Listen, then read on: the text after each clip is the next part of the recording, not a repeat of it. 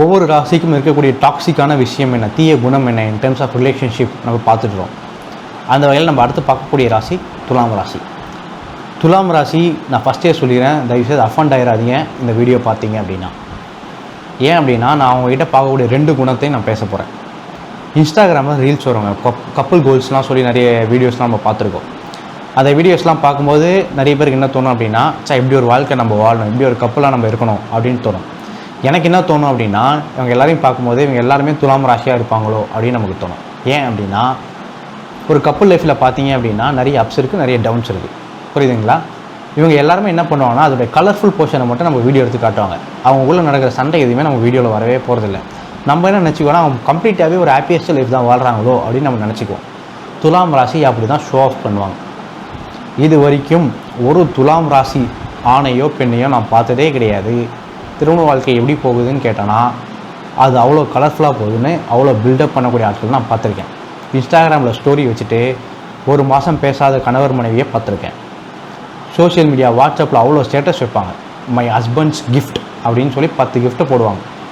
ஆனால் ரியல் லைஃப்பில் அவங்க லைஃப்பில் என்ன நடக்குதுன்னு போய் பார்த்தோன்னா அவங்கள அவ்வளோ மிஸ்மேட்ச் இருக்கும், அவ்வளோ பிரச்சனைகள் இருக்கும், அவ்வளோ சண்டைகள் இருக்கும். எல்லா ரிலேஷன்ஷிப்லேயும் சண்டைகள் இருக்கும். ஆனால் எல்லா ரிலேஷன்ஷிப்பும் இப்படி ஷோ ஆஃப் பண்ணாது, லைக் என்னவே நாங்கள் ஹாப்பியாக வாழ்கிறோம் அப்படின்ட்டு. ப்ராப்ளம்னா அமைதியாக இருந்துக்குவாங்க. ஹாப்பியஸ்ட்டாக இருந்தால் கூட போஸ்ட் பண்ணுறது பெருசாக இல்லை இப்போல்லாம்.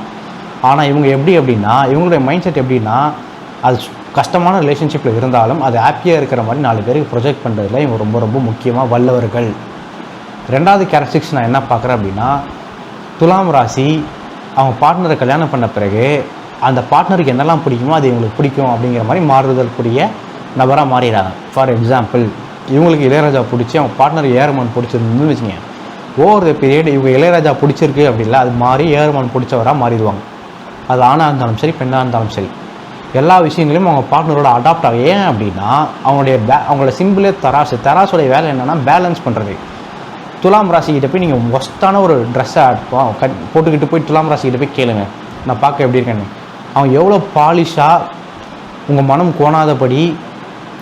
மனம் கோணாதபடி மட்டும்தான் அவங்ககிட்ட வந்து பதிலே கிடைக்கும். ஏன் அப்படின்னா அவங்க எல்லா ரிலேஷன்ஷிப்பையும் பேலன்ஸ் பண்ண ட்ரை பண்ணுவாங்க. முக்கியமாக அவங்களுடைய லைஃப் பார்ட்னரோட ரிலேஷன்ஷிப்பை, லவ்வரோட ரிலேஷன்ஷிப்பை. ஸோ நான் துலாம் ராசிக்கு என்ன சொல்லணும்னா, ப்ளீஸ் பி யூ, நீங்களாக இருங்க. இந்த சமூகத்துக்காகவோ உங்கள் கணவருக்காகவோ உங்களை மாற்றிக்காமல் நீங்களாக இருக்கிறீங்க அப்படின்னாலே உங்கள் லைஃப் வந்து மேரேஜ் லைஃப் வந்து ரொம்ப நல்லாயிருக்கும். நான் பார்க்கக்கூடிய ரொம்ப முக்கியமான டாக்ஸிக் கேரக்டர் துலாம் ராசிக்கிட்ட இந்த 2 விஷயங்கள் தான். ஒவ்வொரு ராசிக்கும் இருக்கக்கூடிய டாக்ஸிக்கான கேரக்டர் என்ன, தீய குணம் என்ன, இன் டர்ம்ஸ் ஆஃப் ரிலேஷன்ஷிப்ஸ் பார்த்துட்டு வரோம். அந்த வகையில் நம்ம அடுத்து பார்க்கக்கூடிய ராசி விருச்சிக ராசி. விருச்சிக ராசிக்கு நம்ம பார்க்கக்கூடிய மிக முக்கியமான டாக்ஸிக் கேரக்டர் என்ன அப்படின்னா பொசசிவ்னஸ். மொத்தம் 12 ராசியில் அதிகப்படியான பொசசிவ்னஸ் ஒரு ராசிக்கிட்ட இருக்குது அப்படின்னா அது விருச்சிக ராசிக்கிட்ட தான். நான் உங்கள் எல்லாருக்கிட்டையுமே சேலஞ்ச் பண்ணுறேன். உங்கள் பார்ட்னர் விருச்சிக ராசியாக இருக்காங்க அப்படின்னா நான் எல்லாரையுமே சேலஞ்ச் பண்ணுறேன், அவங்களுக்கு தெரியாமல் சீக்கிரட்டாக ஒரு விஷயத்தை நீங்கள் பண்ணி காட்டுங்க. பண்ணி மாட்டிக்கிட்டீங்க அப்படின்னா அந்த சண்டை வந்து பயங்கரமான சண்டையாக மாறும். அவங்க எடுத்தோடனே அதுக்கு ஒன்று ரியாக்ட் பண்ணுவாங்கலாம் நான் சொல்ல வரல, அதை அப்சர்வ் பண்ணுவாங்க, தெரிஞ்சு வச்சுப்பாங்க. ஆனால் நிச்சயமாக ஒரு நாள் கேட்பாங்க, அவங்க லைஃப் லாங் அதை மறக்கவே மாட்டாங்க. நான் உங்களுக்கு என்ன மாதிரி இன்சிடென்ட்ஸ் கொடுப்பேன் அப்படின்னா, ஒரு விருச்சிக ராசியை நீங்கள் திருமணம் பண்ண பிறகு உங்கள் காலேஜ் ஃப்ரெண்ட்ஸோட ட்ரிப்பு போகிறதோ கெட் டுகெதர் போகிறதோ கஷ்டம். ஒரு பெண்ணாக இருந்தீங்க அப்படின்னா அவங்க விருப்பம் இல்லாத உடைகளை நீங்கள் அணிகிறது ரொம்ப கஷ்டம். இன்னும் ஓப்பனாக சொல்லணும்னா, என்னோடய கிளைண்ட் ஒருத்தவங்க இருக்காங்க, அவர் வந்து என்ன பண்ணுறாருன்னா அவங்க ஒய்ஃபுக்கு வந்து மொபைலே கொடுக்க மாட்டார். சரிங்களா, நீங்கள் எதுவாக இருந்தாலும் என் மொபைல்லேருந்து பேசுன்னு அந்தளவு பொசசிவாக அந்தளவு கண்ட்ரோல்டாக இருப்பாங்க. இது வந்து கண்ட்ரோல்னு தான் கரெக்டான வார்த்தை. ஏன் அப்படி இருக்காங்க அப்படின்னா அவங்களுக்கு வந்து இந்த உலகத்தில் என்ன கடுமையான வழியும் தாண்டி வாங்க. நீங்கள் அவரை இயேசு மாதிரி சிறுவரை வச்சு அறைங்க, ஒன்றும் பிரச்சனை தாங்கிப்பாங்க. ஆனால் நீங்கள் அவங்கள ஏமாற்றிட்டிங்கன்னா அவங்களால் தாங்கிக்கவே முடியாது. அந்த ஏமாற்றிடுவாங்களோ அப்படிங்கிற பயம் இருக்குல்ல, அந்த பயம் வந்து அவங்களுக்கு பல்வேறு வகையில் அவங்க மைண்டில் செயல்படும். சரிங்களா, அந்த செயல்பாடுகளே அவங்க சில விஷயங்களை பண்ண வைக்கும். அது நிறைய நேரங்களில் டாக்ஸிக்காக முடிஞ்சிடும். நீங்கள் லவ்வர்னு ஒரு படம் வந்துச்சு, மணிகண்டனுடைய படம். எனக்கு அந்த படத்தை பார்க்கும்போதெல்லாம் தோணும், அந்த பையன் கன்ஃபார்மாக விருச்சிக ராசி, ஏதோ ஒரு விருச்சிக ராசி பையனை பார்த்து தான் இந்த கதையை எழுதியிருக்காங்க அப்படின்னு தோணும். ஏன்னா ஒரு விருச்சிக ராசி மட்டும்தான் அவ்வளோ பொசசிவும் அவ்வளோ கண்ட்ரோல்டாக பிஹேவ் பண்ணக்கூடிய ராசி. ஒவ்வொரு பீரியட் இது என்ன ஆகுதுன்னா அவங்க பார்ட்னருக்கு வந்து ரொம்ப ஸ்ட்ரெஸ்ஸை ஏற்படுத்துது. என்ன இவன் எதையுமே என்னை செய்ய விட மாட்டேறான், ஏன்னா இந்த பொண்ணு என்னை எதையுமே செய்ய விட மாட்டேங்கிறாங்க, இவ்வளோ கண்ட்ரோல்டாக என்னை வச்சுக்கிறாங்க அப்படிங்கிற மைண்ட் செட் வந்து அந்த ரிலேஷன்ஷிப் பிரேக் ஆகிறதோட சான்சஸ் கூட நான் நிறைய பார்த்துருக்கேன். ஸோ விருச்சிக ராசிக்கு நான் பார்க்கக்கூடிய ரொம்ப ஸ்ட்ராங்கஸ்ட்டு டாக்ஸிக்கான விஷயம் என்ன அப்படின்னா ரொம்ப கண்ட்ரோல்டாக வைப்பாங்க அவங்க பார்ட்னரை. ரொம்ப ரொம்ப பொசசிவாக பார்த்துக்கிறாங்க. இந்த 2 விஷயங்கள் தான் அவங்கள பொறுத்த வரைக்கும் ஈருடல் ஓர் உயிர் அப்படிங்கிற விஷயத்த ரொம்ப கன்சிஸ்டண்ட்டாக ரொம்ப ஸ்ட்ராங்காக பிலீவ் பண்ணக்கூடிய ராசி விருச்சிக ராசி. ஒவ்வொரு ராசிக்கும் இருக்கக்கூடிய டாக்ஸிக்கான கேரக்டர் என்ன, தீய குணம் என்ன இன் டெர்ம்ஸ் ஆஃப் ரிலேஷன்ஷிப்ஸ் நம்ம பார்த்துட்டு வரோம். அந்த வகையில் நம்ம அடுத்து பார்க்கக்கூடிய ராசி என்ன அப்படின்னா தனுசு ராசி. அஃப்கோர்ஸ் அகைன் நம்ம ஒரு கிளைண்ட் கிட்ட போகலாம். என்னோடய கிளைண்ட் ஒருத்தவங்க ஒரு லேடி, அவங்க வந்து ஒரு 10 இயர்ஸாக லவ் பண்ணிகிட்டு இருந்தாங்க. ஓகேங்களா. ஆனால் அவங்க ஃப்ரெண்ட்ஸ் கிட்ட, அஸ்ட்ராலஜர்கிட்ட எல்லாருக்கிட்டையுமே அவங்க என்ன சொல்லுவாங்க அப்படின்னா, I'm not sure of this relationship, எனக்கு தெரியாது அந்த ரிலேஷன்ஷிப் எங்கே என்னை கூட்டு போகுதுன்னு, நான் அவளை மேரேஜ் பண்ணணும் அதெல்லாம் எனக்கு தெரியாது அப்படின்னு அவங்க சொல்லுவாங்க. எப்படி ஒருத்தரை 10 வருஷமாக லவ் பண்ணிகிட்டு இருந்துட்டு எப்படி இப்படி ஒரு வார்த்தையை அவங்களால வர முடியும் அப்படிங்கிறது வந்து எனக்கு ரொம்ப பெரிய ஆச்சரியமாக இருக்கும். எப்படி அவங்க சாத்தியப்படுத்துகிறாங்க அப்படின்ட்டு. ஆனால் தனுசு ராசியால் அதை சாத்தியப்படுத்த முடியும். ஏன் அப்படின்னா தனுசு ராசியோட சிம்பிள் பாருங்கள். தனுசு ராசியோட சிம்பிள் என்ன அப்படின்னா, உங்களுக்கு புரியறதுக்காக நான் சிம்பிள் இழுத்து பேசுகிறேன். ஒரு வேட்டையாடக்கூடிய மனிதர் ஒரு குதிரையோட உடலில் இருப்பார். ஓகேங்களா. தனுசு ராசியோடைய இயல்பே வேட்டையாடுற இயல்பு தான். அவங்க வந்து நீ ஒரு வேட்டைக்காரன் காட்டுக்குள் நுழையிறான் அப்படின்னா அவன் ஒரு பிரேயோட நிறுத்த போகிறது கிடையாது, அவன் தொடர்ந்து வேட்டையாட தான் போகிறான். ஸோ தனுசு ராசி என்ன நினைப்பாங்க அப்படின்னா, ஓகே நான் இவரோட ரிலேஷன்ஷிப்பில் இருக்கேன், ஆனால் ஐம் நாட் ஷுவர், எனக்கு இதை விட பெட்டரான ஒரு ரிலேஷன்ஷிப் கூட கிடைக்கலாம். அவங்க ஆள் மனதில் அப்படி ஒரு எண்ணம் இருக்கும். வாட் இஃப் எனக்கு கிடச்சதுன்னா, ஸோ லெட் மீ சர்ச் வெனிவே, நான் வெளியே போய் கூட பார்க்குறேன், நான் ஒரு இன்னொரு ரிலேஷன்ஷிப் ட்ரை பண்ணுறேன். நான் உங்களுக்கு 100% சொல்கிறேன், நீங்கள் யாரெல்லாம் தனுசு ராசியை லவ் பண்ணுறீங்க, 2 இயர்ஸ் லவ் பண்ணுறீங்க, 1 இயர் லவ் பண்ணுறீங்க, 3 இயர்ஸ் லவ் பண்ணுறீங்க, talk about marriages. Register marriage பண்ணிட்டு லவ் பண்ணலான்னு கேளுங்க, இல்லை நம்ம செட்டில் ஆகலாம், எப்படி செட்டில் ஆகலாம் அப்படின்றத பற்றி பேசுங்க. அவங்க அந்த கான்வர்சேஷனுக்குள்ளே தலையே விட மாட்டாங்க. ஏன்னா அவங்க மைண்டுக்குள்ளே அவங்க நினைப்பாங்க, லைக் இது கன்ஃபார்மாக இது எண்ட் ஆகுமா, இந்த காற்று எங்கே என்னை கூட்டு போதும் அங்கே போவோம். நம்ம காற்றுல இருக்க ஒரு காத்தாடி மாதிரி தான், அது எங்கே ஸ்விங் ஆகுதோ நம்ம அங்கே போயிட்டுருக்கோம். நம்ம இதில் டிசிஷன் எடுக்கிறது கிடையாது, இது நம்ம கண்ட்ரோல்லே கிடையாது அப்படின்னு நினைக்கக்கூடிய ராசி தனுசு ராசி. ஸோ அவங்க மைண்டே எப்போனா எக்ஸ்ப்ளோர் பண்ணுற மைண்ட் ரொம்ப ஸ்ட்ராங்காக இருக்கும். ஒரு அட்வென்ச்சர் எக்ஸ்ப்ளோர் பண்ணுற மாதிரி எக்ஸ்ப்ளோர் பண்ணிகிட்டே இருப்பாங்க. ஸோ இஃப் எனி தனுசு ராசி உங்கள்கிட்ட லாயலாக இருக்காங்க அப்படின்னா நீங்கள் அது வந்து பிக்கஸ்ட் சைன் அவங்க உங்களை பயங்கரமாக லவ் பண்ணுறாங்கன்னு அர்த்தம். நான் எதுக்காக தனுசு ராசி லாயலாக இருக்க மாட்டாங்கன்னு நான் சொல்ல வரல, ஆனால் உங்களுக்கு அந்த எக்ஸ்ப்ளோரிங் மைண்ட் ரொம்ப ஸ்ட்ராங். ஒவ்வொரு ராசிக்கும் இருக்கக்கூடிய டாக்ஸிக்கான கேரக்டரிஸ்டிக்ஸ் என்ன, தீய குணம் என்ன இன் டெர்ம்ஸ் ஆஃப் ரிலேஷன்ஷிப்ஸ் பார்த்துட்டு வரோம். அந்த வகையில் நம்ம அடுத்து பார்க்கக்கூடிய ராசி மகர ராசி. மகர ராசிக்கிட்ட நான் 2 குணங்கள் பார்க்குறேன். ஃபஸ்ட்டு குணம் என்ன அப்படின்னா, அவங்க வந்து ஆஃபீஸ் செட்டப்பில் இருக்க மாதிரியே நினச்சிக்குவாங்க. வீட்டையும் அவங்க பார்ட்னரையுமே ஆஃபீஸ் கொலிகி போல தான் நடத்துவாங்க. நான் மகர ராசியை யாரெல்லாம் கல்யாணம் பண்ணாங்களோ அவங்க எல்லாருமே கேட்குறேன், கடைசியாக எப்போ உங்கள் மகர ராசி பார்ட்னர் வந்து எமோஷ்னலாகி நீங்கள் பார்த்தீங்க? அது யாராக இருந்தாலும் சரி, லவ்வராக இருந்தாலும் சரி, இல்லை ஹஸ்பண்டாக இருந்தாலும் சரி, ஒய்ஃபாக இருந்தாலும் சரி. ஏன் அப்படின்னா அவங்கள அந்த வீக்கஸ்ட்டாக அவங்கள காட்டிக்கிறதுல உடன்பாடே கிடையாது. அந்த மகர ராசி ஆணாக இருந்தாலும் சரி, பெண்ணாக சரி, தன்னை வீக்கஸ்ட்டாக காமிக்கவே மாட்டாங்க. அவங்க நினைப்பாங்க வீக்கஸ்ட்டாக காமிச்சோம் அப்படின்னா நம்ம ரொம்ப ரொம்ப வல்னரபிளாக ரொம்ப கீழ்நிலைக்கு போயிடுவோம் அப்படின்னு நினைக்கக்கூடிய நபர்கள் மகர ராசிக்காரர்கள். மகர ராசி டியூட்டி போல தான் லவ்வே பண்ணுவாங்க. புரியுதுங்களா. உங்களுக்கு மல்லிப்பூ வாங்கி கொடுக்குறதும் உங்களுக்கு ஸ்வீட் கொடுக்குறது அத்தனையுமே ஒரு டியூட்டி தான்.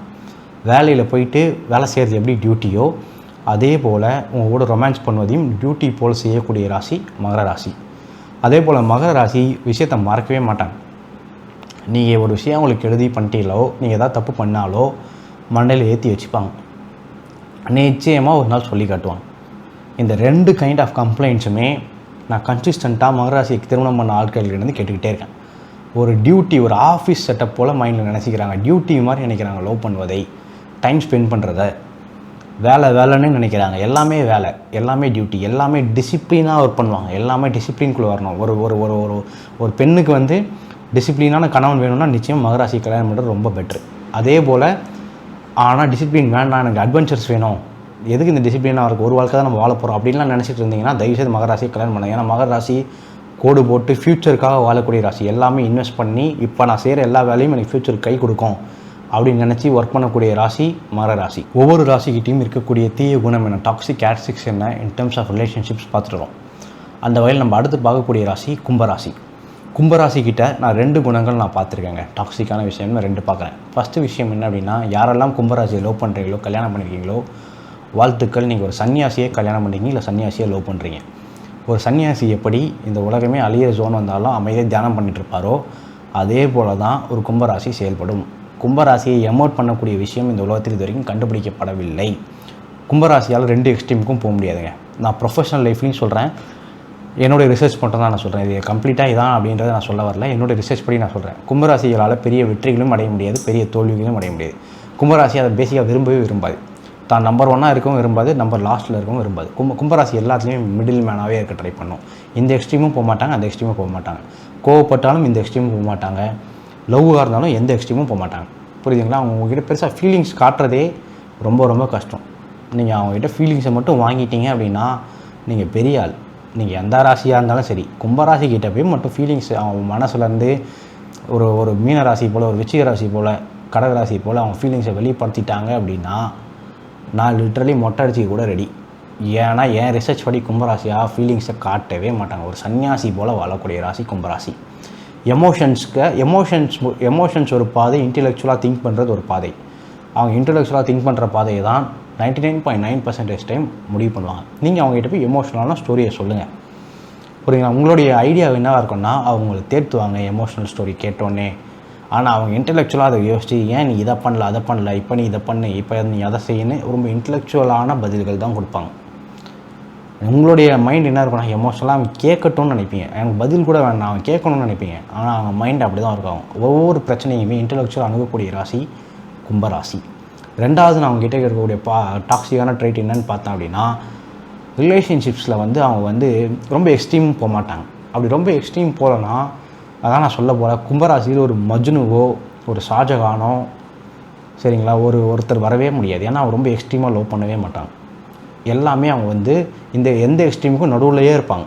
புரியுதுங்களா? ஸோ கும்பராசியால் எந்த எக்ஸ்ட்ரீமும் போக முடியாதுங்கிறதே நான் அவங்ககிட்ட பார்க்கக்கூடிய மிக முக்கியமான டாக்ஸிக் கேரக்டரிஸ்டிக்ஸ். ஒவ்வொரு ராசிக்கிட்டையும் இருக்கக்கூடிய தீய குணம் என்ன, toxic trait in terms of relationships நம்ம பார்த்துட்டு வரோம்.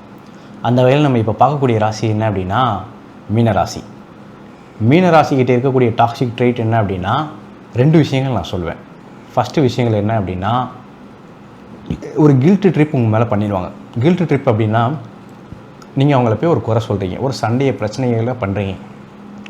அந்த பிரச்சனையோட முடிவில் அவங்க என்ன பண்ணுவாங்க அப்படின்னா ஒரு 4 நாளைக்கு ஃபோனை சுவிட்ச் ஆஃப் பண்ணிடுவாங்க, இல்லை 4 நாளைக்கு உங்களை பிளாக் பண்ணிடுவாங்க. நீங்கள் அவங்கள பிடிக்கவே முடியாது. நீங்கள் மண்டை வெடிஞ்சு உட்காந்துட்ருப்பீங்க. புரியுதுங்களா? நம்ம என்ன பண்ணோம், நம்ம என்ன செஞ்சோம், நம்ம கேள்வி தானே கேட்டோம் அப்படின்னு நீங்கள் நினைப்பீங்க. அவங்களோட மைண்ட் எப்படி இருக்குன்னா, இந்த ரியாலிட்டி எனக்கு பிடிக்கல, இவன் என்னை கேள்வி கேட்குறான், இந்த பொண்ணு எனக்கு கேள்வி கேட்குறான் அப்படின்னு நினச்சிக்கிட்டு ஒரு ஃபேண்டசி வேர்ல்டுக்குள்ளே போயிடுவாங்க. இந்த ஃபுட் எல்லாத்தையுமே ஆஃப் பண்ணிவிட்டு ஒரு ஃபேண்டசி வேர்ல்டு, அப்படி ஒரு சம்பவமே நடக்கலை, அப்படி ஒரு நபரே இல்லை அப்படிங்கிற ஜோனில் வேறு உலகத்துக்கு போயிடுவாங்க.